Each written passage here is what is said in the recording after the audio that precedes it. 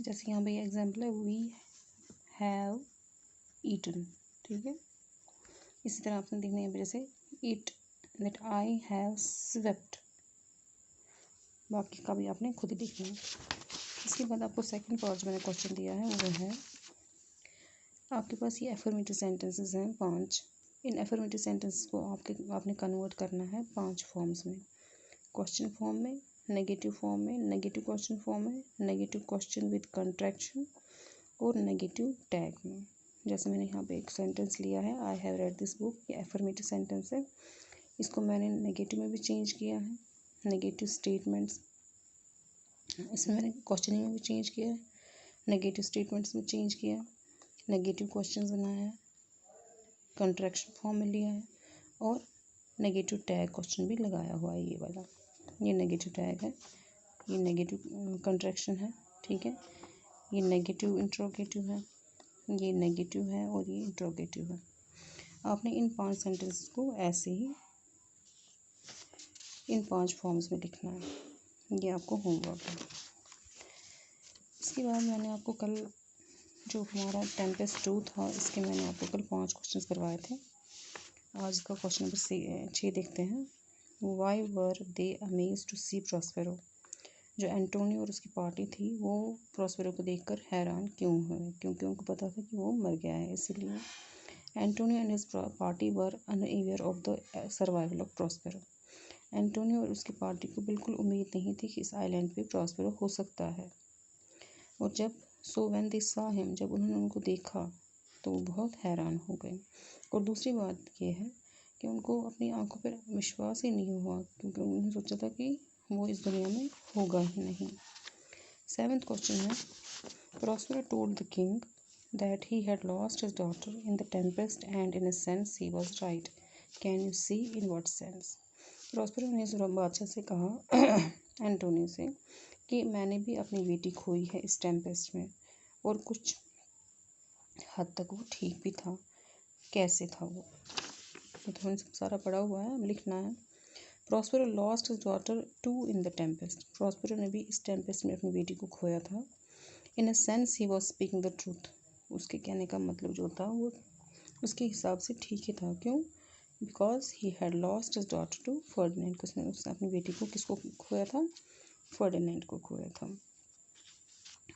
Why did Prospero give his magic powers. Prospero ने अपने जो मैजिक पावर से जादुई ताकत थी उसको क्यों ख़त्म कर दिया? कैसे ख़त्म किया उसने अपनी जादुई छड़ी तोड़ी, अपनी किताबें जो है उनको दफना दिया। ऐसा क्यों किया? Prospero gave up his magic wand and buried his books of magic because he had no further use of them. क्योंकि उसको अब लगा कि अब उसको इन चीज़ों की कोई भी ज़रूरत नहीं है। What was Ariel's last service to his master. जो एरियल था उसकी आखिरी जो खिदमत थी अपने मास्टर के लिए क्या थी? When Prospero and his brother and his party left the island, जब प्रॉस्पेरो, एंटोनियो और उसकी पार्टी जो है आइलैंड से निकली और समुद्री जहाज़ में नेपल्स के लिए सफ़र कर रहे थे, तो एरियल ने क्या किया? उसने हेल्पड विद फेवरेबल विंड्स। उसने हवा में क्या किया? वो मतलब सुकून वाला की हवा लाई और हवा को उस डायरेक्शन में लिया जिस डायरेक्शन में इनको जाना था, ताकि इनका जहाज़ जो है वो आराम से अपनी मंजिल तक पहुंच सके। अब लैंग्वेज वर्क में, ये लैंग्वेज वर्क में आपका जो है पहले है एक किस्म का वन वर्ड सब्स्टिट्यूशन है ये, लेकिन फ्रॉम द बुक, ठीक है। तो इसको देख लीजिए आप, ये है फॉर द पर्पस का आ जाएगा इन ऑर्डर टू। दूसरा है a person who tries to get secret information about any enemy country, उसको हम कहते हैं स्पाई। कोई भी इंसान जो दूसरे मुल्क के बारे में कोई चोरी कोई जानकारी ले ले। Examine two things side by side, दो चीज़ों को एग्जामिन करना, देखना, दोनों में को आपस में क्या करना? कंपेयर करना। मीनवाइल एक फ्रेज है, मीनवाइल का मतलब है इन द मीन टाइम, यानी उसी दौरान। Anymore, to go a greater distance, थोड़ा आगे जाना यानी फर्दर।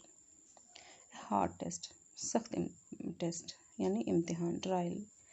हैविंग डन रॉन्ग, कुछ गलत किया हो, कोई जुर्म किया हो या कोई गलती की हो, ठीक है, तो क्या कहते हैं? Guilty.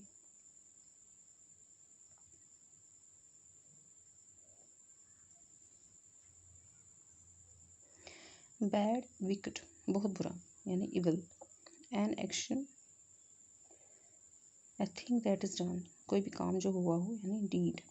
N action such as murder और स्टीलिंग, कोई कत्ल या कोई चोरी हो तो उसको हम क्या कहते हैं, क्राइम कहते हैं।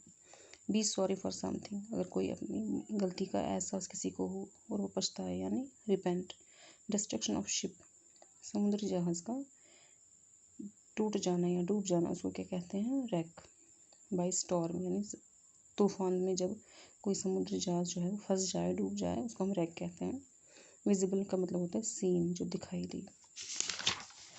इसके बाद हमारे पास दूसरा पार्ट इसका है, give the antonyms. Antonyms means opposite words हमने इसके बताने हैं। जैसे गुड फॉर्चून क्या है, ये देखिए, ये आपके कुछ सेंटेंसेस हैं।